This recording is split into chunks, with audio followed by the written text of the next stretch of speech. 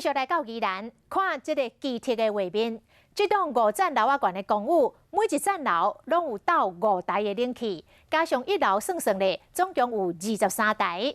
这个相片抛上网络，有网友上写客咯，讲这案情无单纯。到底为什么会装这么多冷气呢？咱找到关键人物为大家来解答。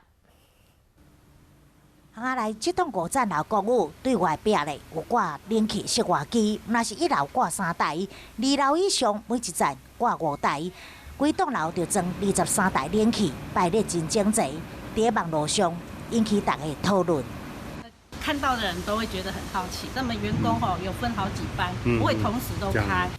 原来这栋是附近一间饭店的员工宿舍，所以才甲一层楼改做真侪房间，阳台顶面嘛有装铁门。2楼是我们的那个办公室，3楼以上是男生宿舍。饭店经理讲，是因为建筑较老旧，所以才无统一装中央空调。